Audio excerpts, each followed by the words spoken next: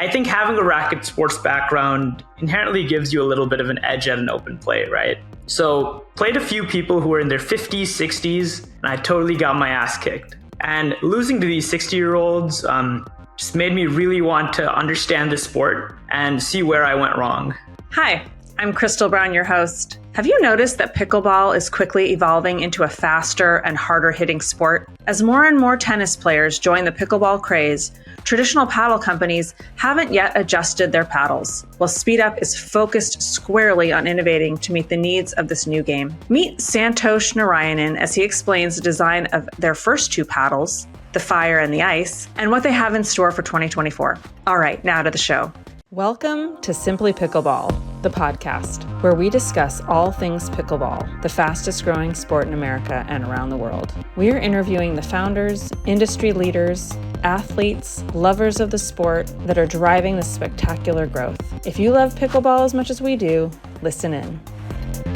Okay, well, today I'm so excited to speak with you today, Santhosh. I'm really excited to learn about SpeedUp and your paddles. But before we get into paddles, because I could talk about paddle construction forever, I want to just learn a little bit about you and what was your childhood like with sports? Was that a big influence in your life? Were you raised playing tennis or any sports? Just curious. Yeah, for sure, Crystal. I'm happy to be here, first of all. But in my childhood, I played almost every sport. That's basically what I did outside of school.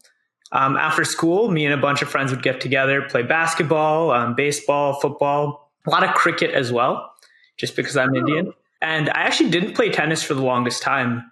My first introduction to racket sports was badminton with my parents and also table tennis in my basement. Were your parents also, were they big athletes themselves or encouraging you? Not really. They were just rec players. They would play with their friends and take me along. That's awesome. That's awesome. So you grew up playing all these sports, and then did you sort of hone in on one sport as you got older in high school and college? Yeah. And my favorite sport growing up was basketball. So middle school, I played basketball. I also played basketball in freshman year of high school. However, I didn't really get a lot of minutes, mainly because I wasn't the biggest guy. I'm 5'7". And that's kind of when my parents kind of nudged me towards tennis.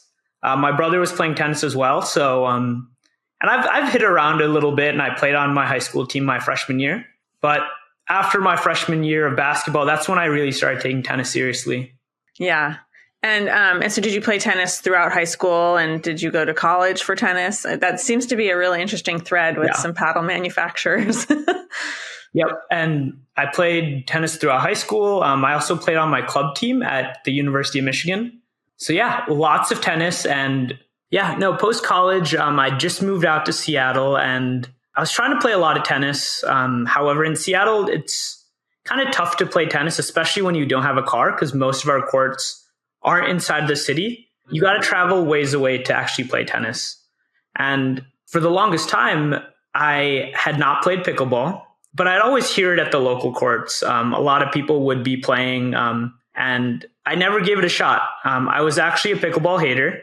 I always thought that this is this mini tennis taking over our courts, and it's already hard to play tennis. And with these pickleball players on our courts, it's even harder, right?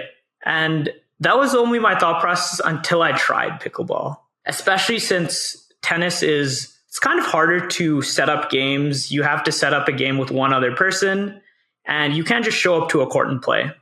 And that's kind of what got me into pickleball. I walked over to my local court, didn't have a paddle, didn't have anything. But I just found that community to be so welcoming and just fun to be around. They didn't take the sport as seriously. They lent me a paddle, showed me the ropes, showed me how to play. And I very quickly fell in love with the game. But when you were sitting there thinking, well, I'll just pick it up and try it, were you sort of like, you were intrigued? There was something about it that you were interested in, or was someone trying to convince you that you'd really like the sport? Or, how did that happen? Because again, like there's a lot of people that are really on the tennis side. I wish there wasn't such a controversy between the two sports, but there seems to be a little bit for now. But so I'm just curious, were you curious about the sport yourself and you really just wanted to give it a shot? I think it wasn't necessarily a curiosity. I was more just like, oh, I need to get out and get active. And this looks like something to do, right? Yep. So yeah. Okay, so someone lent you a paddle and you started playing, and was it kind of an immediate, you just fell in love with the sport? I think it was a so-so, right? You go into an open play, it's not as competitive. And coming from tennis, we're trying to hit the ball as hard as we can. And I think having a racket sports background inherently gives you a little bit of an edge at an open play, right? So I dabbled with it a little bit at these open plays. But what really got me into the sport was when I went back home to Charlotte, and I went to a few open plays there as well. And I played a few people who were in their 50s, 60s, and I totally got my ass kicked. And that's what really got me in. I was motivated. I'm a very competitive person. And losing to these 60-year-olds just made me really want to understand the sport and see where I went wrong. Right. So what did you do next? So I went home. I bought a paddle. My first paddle was the Franklin Signature, and I just started training inside my house. I was dinking with my mom. I started reviewing a lot of footage, trying to understand the strategy of pickleball and trying to understand, like, how did I lose to these people playing the game super slow when I'm hitting super hard, right? And that's when I learned there's so much strategy to this game, and it's not as simple as it looks from a surface level. Right. I just read something that's probably other people know, which is it's easy to play, hard to master. So, and I think that's very true. Very true. Okay. So again, this wasn't that long ago, and you start playing the game. You could just be, another player that I see all the time, but that's not what happened. You decided that, so you bought a paddle. What did you start to figure out about the paddle industry or about the paddle you were playing with? Yeah. So that Franklin didn't last long. I played with it for about a month, and that's kind of around the time frame when all these Gen 2 thermoform paddles started coming out. And I wanted any edge to this game that I could get, right? So about a month after I bought my first paddle, I bought my second paddle, and I did shell out a few bucks for that. It was about $230, $240. And again, that only lasted me 2 months. Within 2 months, my paddle delaminated. And that's around the same time there was all this Paddlegate and all these issues going around in the pro circuit. And I was kind of just sitting there like, hey, what happened here? Like, I spent almost $250 on this paddle, and it only lasted me 2 months. Well, that's a good question. That's a good question. I want to let you continue. But how did you know that it was delaminated? And I bring this up because I think, and I've brought this up in some other episodes too, it's really hard for an average player to know, number one, if their paddle is delaminated, but also if someone they're playing has a delaminated paddle. So how did you know right away that that's what was happening? Yeah. So first, there's a ton of informational videos coming out on YouTube to understand like what actually causes delamination, right? But some of the telltale signs is that one, the paddle will sound a lot louder, and it'll sound louder because there is actually a disbonding between the core and the surface, right? So it makes almost like a gunshot noise, but also that paddle just hits so hard. For a little bit, I thought I was just an amazing player. That's kind of when I understood like, hey, like my paddle is actually legal. Gotcha. Okay. So you spend $250, it's delaminated, and then what happens? Yeah. So I had my delaminated paddle in one hand, and right next to it, I had a few tennis rackets, and I started to compare the two. I've paid $200 for a tennis racket, and it lasted over 5 years. However, this pickleball paddle only lasted 2 months, right?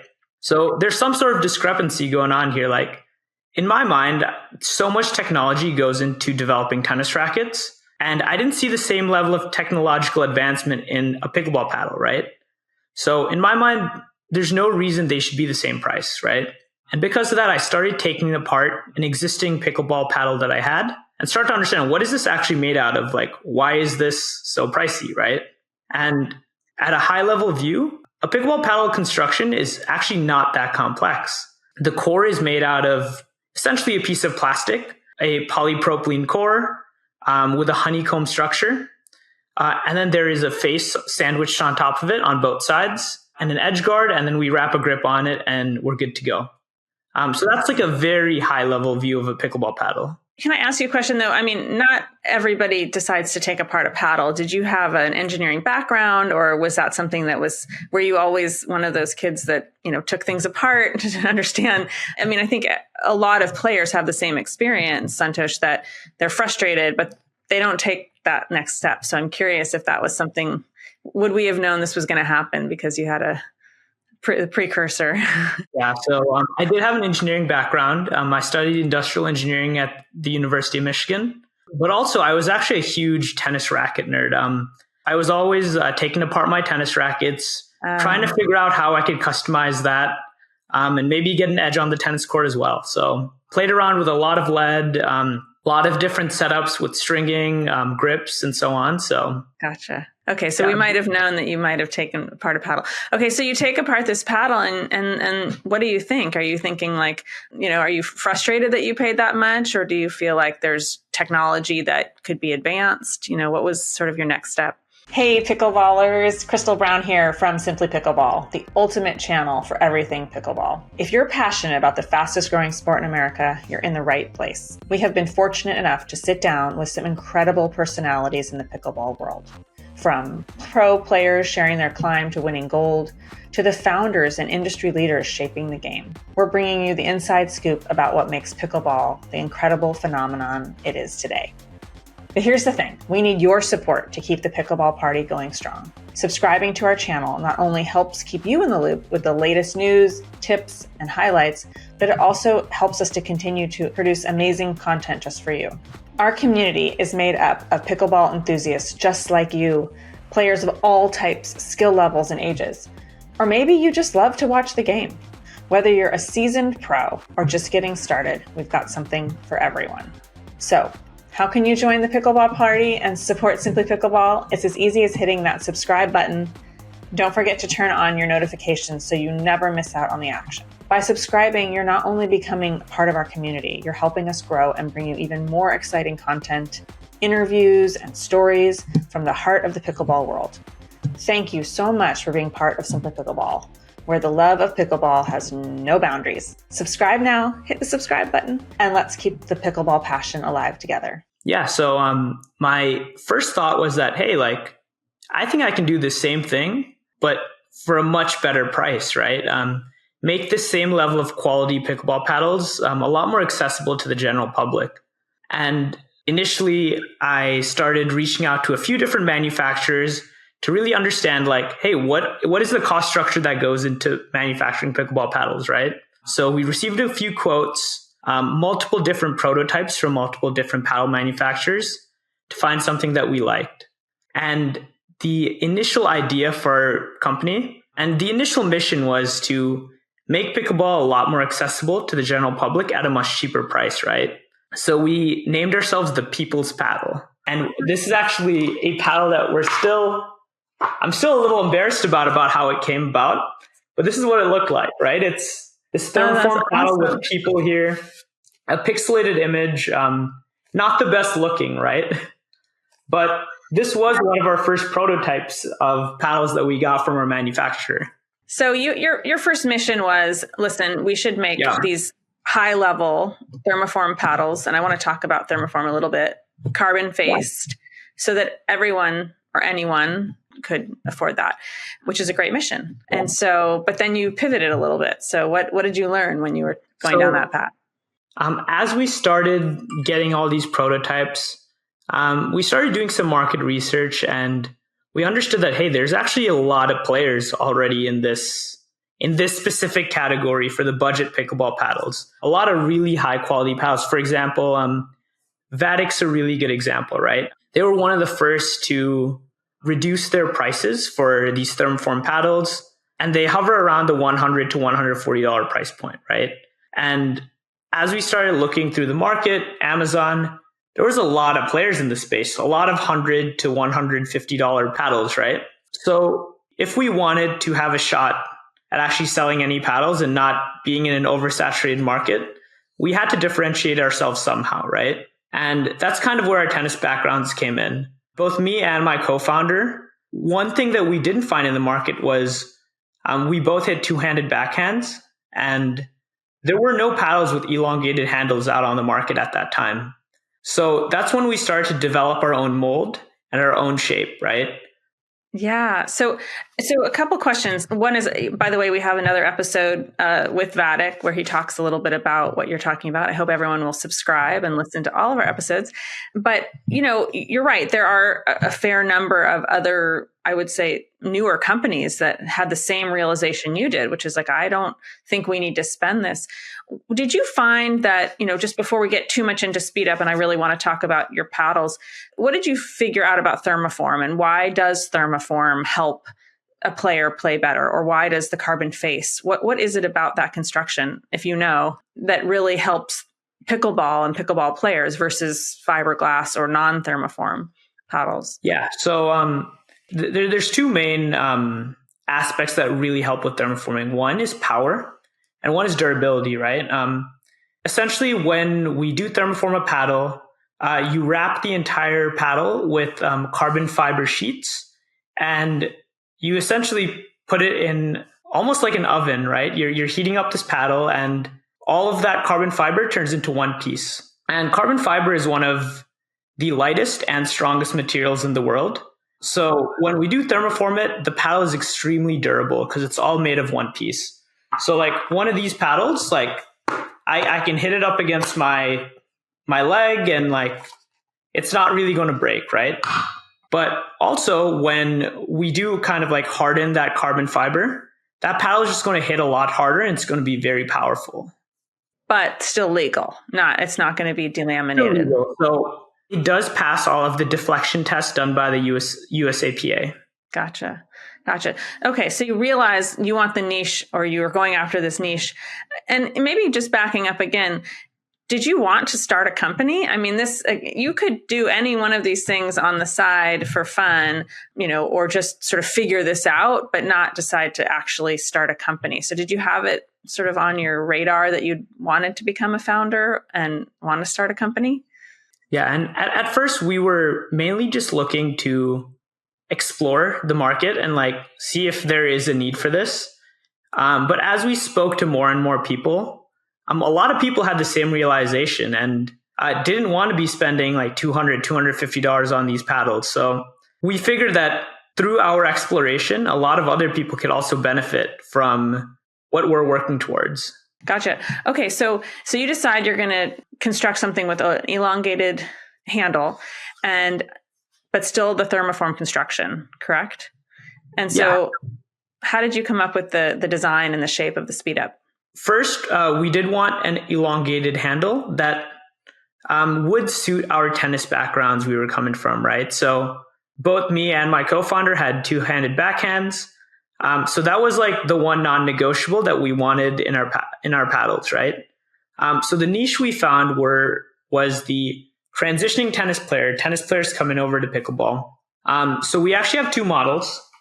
We have the Fire 14 right here and the Ice 16. And these two paddles are going for two different things, right?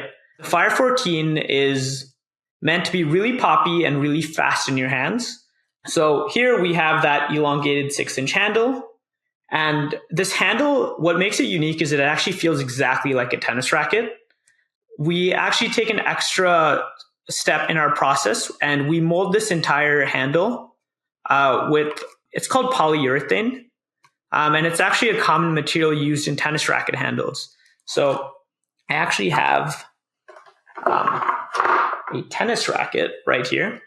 Wilson tennis rackets actually use this in their process as well. So this is the polyurethane that they use.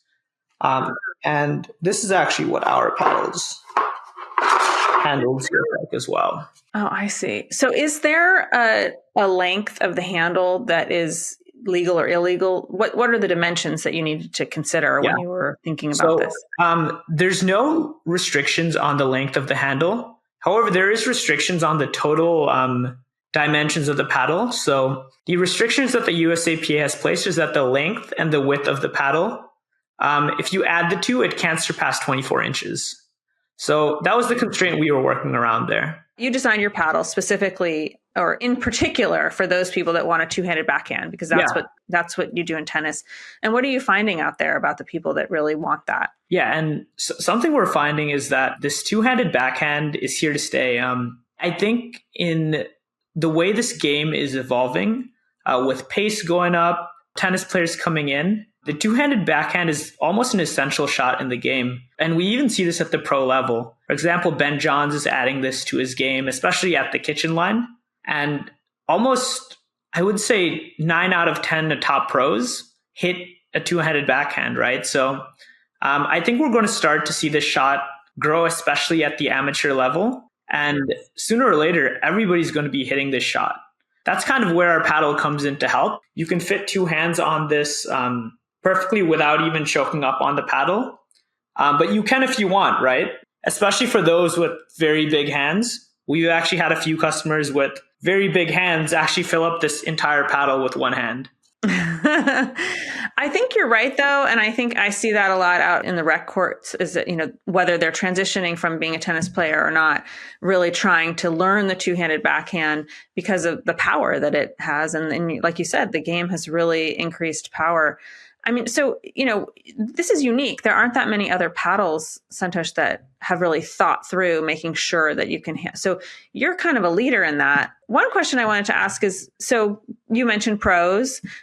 Some of the paddle companies have decided to sponsor pros. Is that something that you have on your radar that maybe there is someone like Jack Sock was a Wimbledon winner and he just...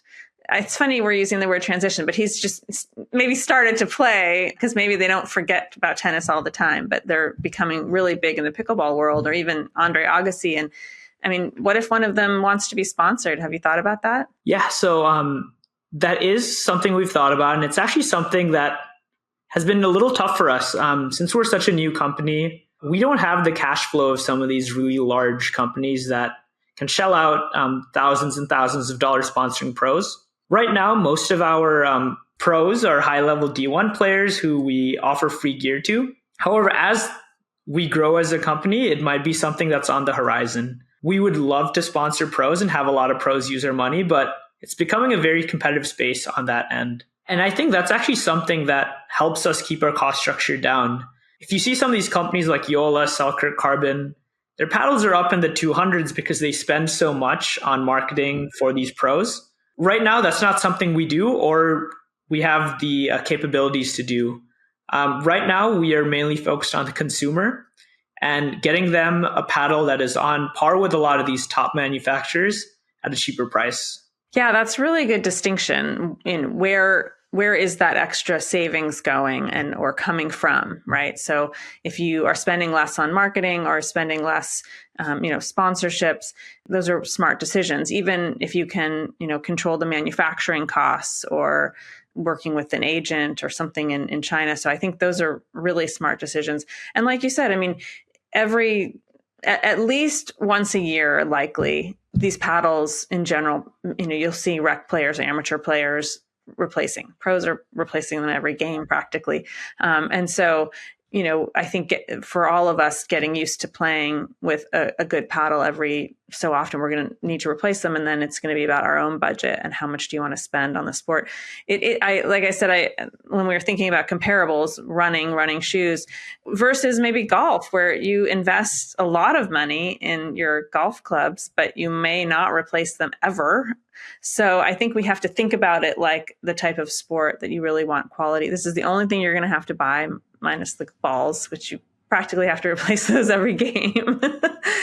And I think pickleball is still growing so fast. It's ever changing. Technology is changing. And as we start to kind of hit a point of maturity, maybe that's when our equipment starts to last a lot longer.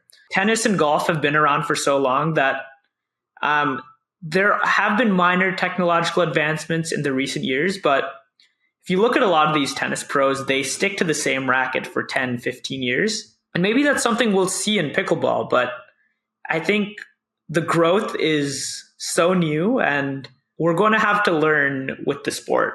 I think there's a lot of changes going around with the USAPA and testing on what should be legal, what shouldn't be legal, that I think this is natural in the game and like the paddle development process.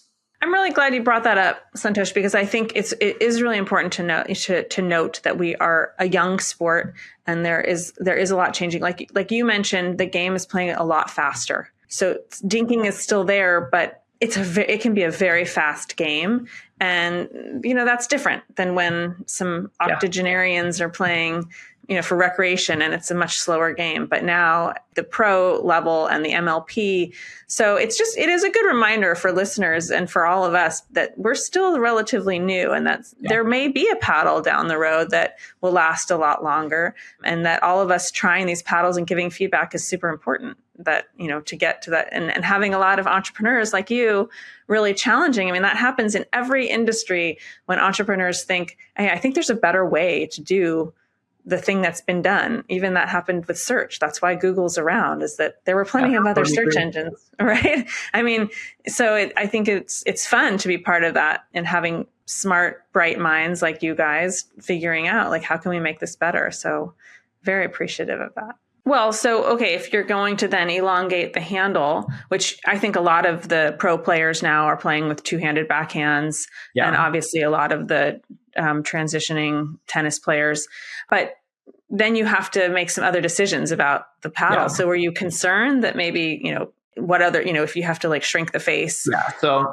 So inherently, if we are to increase the size of the handle, our face is going to shrink a little bit. However, that's kind of when it came down to the testing phase of our paddles, right? We had a few of these prototypes and we had a few people try it out. And at first glance, it might look like the face is much smaller, but it actually hasn't made as noticeable as a difference as we initially thought we would, right? So if you want to compare the face of this paddle to actually one of the most popular paddles on the market, which is this Selkirk Power Invicta.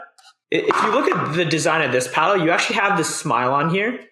And all of this is not usable surface area for the paddle, right? Right. So if you actually put them up against each other. Oh, yeah. Interesting. Now, the face actually isn't much smaller, right? Right.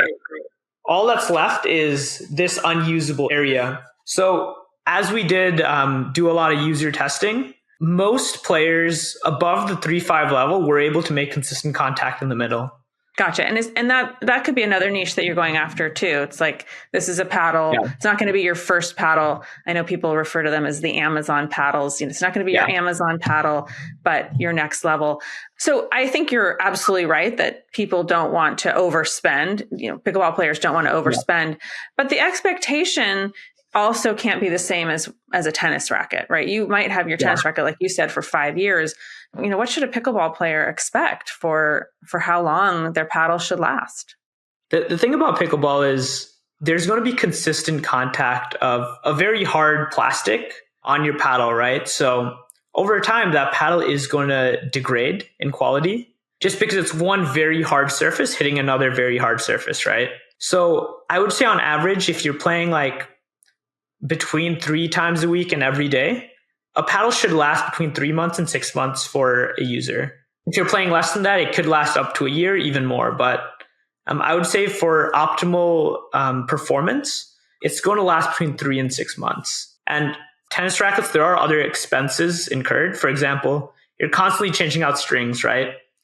Some people replace strings for between $20 and $30 every week. Really? I didn't know that. I'm not a tennis player, so that's interesting. Yeah, I think those, I was trying to think of a comparable sport this morning. And one of them, with, let's say, running, if you're going to run every day, 5 miles every other day or whatever, you're going to have to replace your running shoes. So we should expect at some point that, you have to know that that's the cost, although there's not that many other costs. Okay. So back to your paddles for a second. So you have two paddles right now. You have the 14 and the 16 millimeter, and otherwise, are they the same? Are they designed the same? Where is this? No. So, one unique difference between our 14 and our 16 is the shape, right?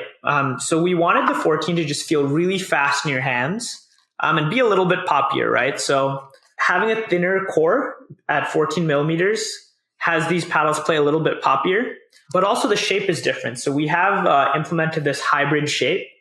So these paddles just flow through the air a little bit faster. Our thought process with the 16 millimeter was that, hey, we wanted to help players maybe slow the game down a little bit, freeze the pace, hence the name ice. So we have a thicker core, 16 millimeters, and we wanted to give this a little bit larger of a sweet spot. So the face is slightly larger than our Fire 14. We have this elongated shape.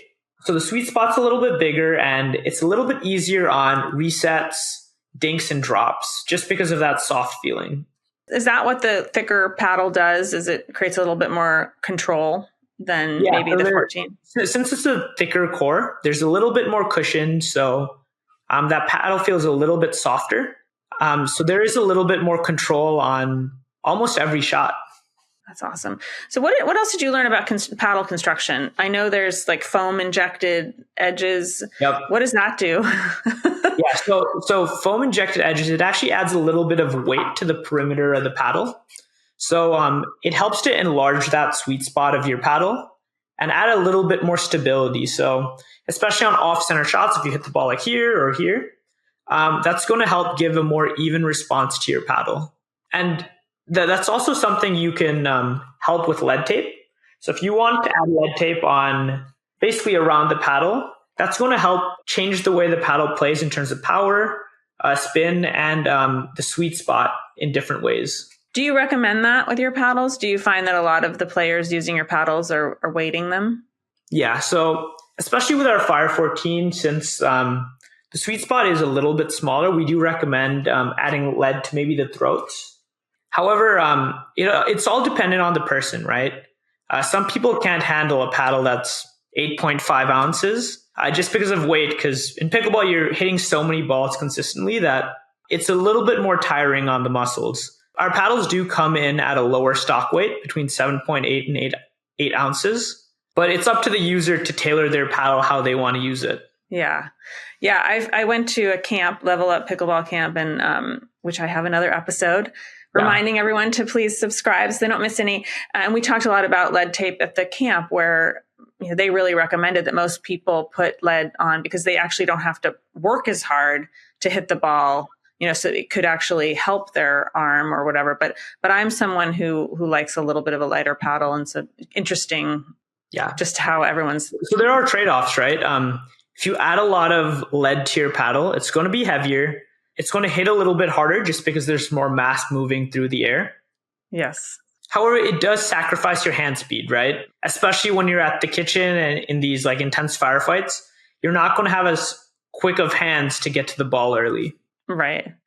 Well, I found out about your paddles. I probably should have started with this, but I found out about your paddles when we were playing against two, I guess maybe they're friends of yours or someone who knew about your paddles, and they were incredibly good players, but also the ball was moving really fast. And we were like, whoa, this is amazing. And that's when we started looking into your paddles. So speaking of that, how are you getting the word out about your paddles and about your company? And, it is a competitive space. There are a lot of players in the space, but there's also a growing audience. So how do you kind of create a name for yourself besides hopefully all the people that hear this? How are people learning about your paddles, and where are you selling them mostly? Most of our paddles are selling on our website. And at this point, we actually haven't invested in traditional marketing channels such as social media. And we're not running all of these ads just because we don't really see the ROI on it just yet. Our paddles are already quite lower priced. So at the current stage we're at, we don't want to spend more capital on social media ads, right? But what we've found about the pickleball space is that consumers buy paddles from people that they know and trust. And also when they're actually trying the paddle, they need to actually try the paddle before they buy it, right? So our main channel is through ambassadors. We have several high-level players in the area in Seattle, San Francisco, all over the country who use our paddles. We provide them with demos and they show people around, have people actually play with it.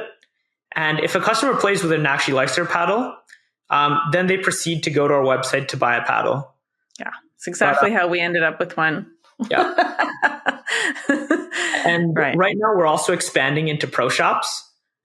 So we've been talking to a lot of pro shops of local pickleball clubs, and they have some of our demo paddles to let their members try.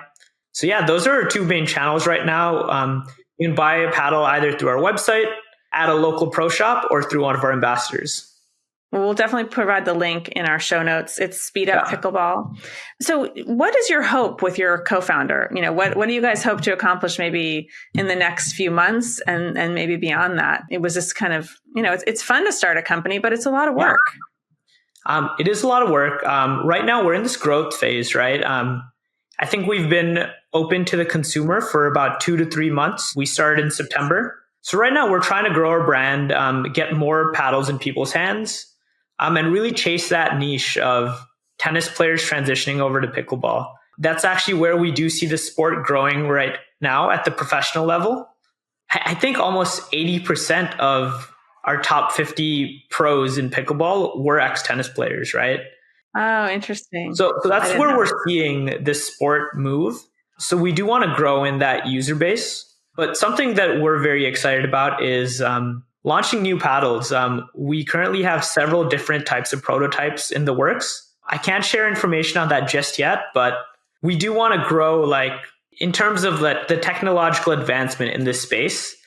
So we're experimenting with a lot of different face materials, core materials, and handle shapes. So so ideally we just want to put out the best product for our customer, and hopefully we do that through the experimentation we're doing right now. That's great. I mean, I think, I was trying to think of a comparable sport like baseball bats where, they started out as wood, which actually so did pickleball paddles, right? And then more and more innovation came.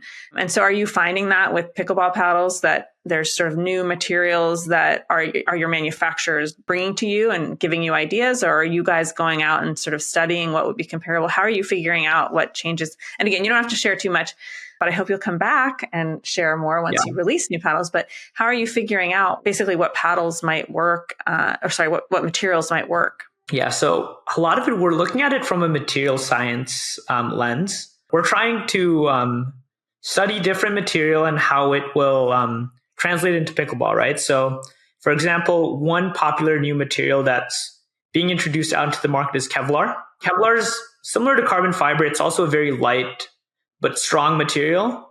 That's a little softer than carbon fiber. So that's going to help just soften up those strokes. The paddle isn't going to hit as hard, but it's going to be nice on your touch shots. We are looking at these different materials from a stiffness, strength, and durability lens. And there's just so many different material out there. So we're experimenting with a lot of it. And once we have something that we think is a hit, I'll have more to share with you guys. Yeah, that's great. So how are you feeling about the business as a whole? Are you feeling like it's, is this something that you and your partner had a vision of becoming the next Wilson or Head? Or do you feel like just, you want to just sell a good product and see where it goes? Do you guys have, or maybe you don't even have the same vision as each other? Yeah. So, right now we need to walk before we can run. So we just launched our first paddle in September. So we're going to see how that does, grow it as much as we can. And I don't think we're even close to becoming the next Wilson or Babolat at this stage right now. So at this stage, we just want to get a good product in customers' hands and have them be satisfied with it. And are you hearing that? Are you getting customer feedback? Yeah, we're getting very good feedback, especially from these ex-tennis players. I've heard from a lot of them that our handle and just our paddle, it feels like they're almost playing tennis on a pickleball court, which was our intention with these paddles. That's what we were going for. So it is good to hear. That's awesome. Do you feel like in the next few months, you guys, are you selling enough paddles? Are they flying off the shelves? Or is it just still the two of you? Or do you guys is your team growing? It's still just the two of us. And for our first run, we didn't do a very large sum of inventory, but we are seeing sales grow more and more as more paddles are out in the market, just because this spreads through word of mouth, right? This Black Friday weekend has been quite busy for us in terms of paddle sales. So we're excited to see where this goes. That's really exciting, Santhosh. Well, and so do you still get to play? Do you still have time to play pickleball? And you have other commitments in your life as well? Honestly, I still play almost every day. I'm so addicted to this game. It's been so much fun. And I think I'm hitting 11 months in terms of playing. And I'm just going to try to keep getting better just because that's great. the game is so fun. Yeah. And I like what you said also in the beginning, maybe, as we're wrapping up about community. And I think that there's something very special and unique about the pickleball community. Like you said, playing against 50, 60, 70-year-olds that are playing with, former college D1 or D3 tennis players, on the same court. I think that's really unique. And I think there is such an appetite because, I think, and I'm curious what you think about this. Someone said to me, well, it could be just a fad, like, paddle tennis or racquetball, but I don't think so. And I'm curious what you think. Is this going to be a fad, or is it going to be something like tennis that lasts throughout the ages? I don't think this is going to be a fad. To be quite honest with you, I feel like most people, once they start playing pickleball, I've seen this, it's so contagious. Like everybody, once they play, it consumes a large part of their lives. It's just so addicting. It's so fun. It keeps people active. It keeps people social. There's this great sense of community, like you said. I think once people get hooked on pickleball, I don't think it's going away. And that's great. A lot of people that I've been talking to and playing with have actually been playing for the past 10, 15 years. So that's kind of just a small bit of evidence that, like, hey, once you start, it's very hard to stop. That's a really good point, because you're in Seattle and that is where the sport began. Yeah. And so there are people there that have been playing for 10 or 15 years that you probably run into, right? Yeah. And it's actually something that was taught in gym class since elementary school. So most natives of Washington have been playing this for a very long time. Yeah, I mean, it's amazing. And it's spreading, through to other countries as well. I know it's big in Australia and some parts of Europe and parts of Asia, India. And then, one question I want to ask you about manufacturing. Are you manufacturing abroad or in the US? We manufacture abroad. Much of the other manufacturers. I would say 99% of paddles are coming from China. But what's also unique about Chinese manufacturing is that they're manufacturing almost all of these paddles, that they've actually become very good at it. And in fact, a lot of the top paddle brands, I've actually preferred some of the Chinese made paddles compared to like the American made paddles. Interesting. Was it hard for you guys to figure out how to, sort of negotiate deals and work abroad? Or did you have some background in that, or your partner perhaps? So we actually did not have an extensive background in that. We do have a background in manufacturing. However, the main challenge was the communication with them. Some of our manufacturers did not speak English, only Chinese. So we did hire a few of our friends as translators to talk through it with them. And we ended up with a very good manufacturer that has been doing this for quite a bit. And they actually manufacture for a few other of these top brands. Yeah. Well, that's where it comes down to design and function and your focus, right? So if you guys, if you're really thoughtful about the construction, you're going to come up with a great paddle. And like I said, I've played with your paddle. It's amazing. I think it's a great paddle. I think people should try it and love it. We'll put everything in the show notes, links to your site. Santhosh, I really appreciate your time, and I really wish you a lot of luck with your brand. I'm excited to hear about some of the changes or new paddles coming out. So I hope you'll come back and share with us a little bit more. And again, good luck to you and your partner. And thank you so much for joining today. Yeah, thank you so much for having me, Crystal. Enjoyed talking to you. Hey guys, thanks for listening to Simply Pickleball. We will be back very soon with great interviews, discussions, and more, all about pickleball. Don't forget to subscribe to our channels on YouTube, Twitter, Instagram, or any of your favorite podcasting outlets. Until next time, happy dinking.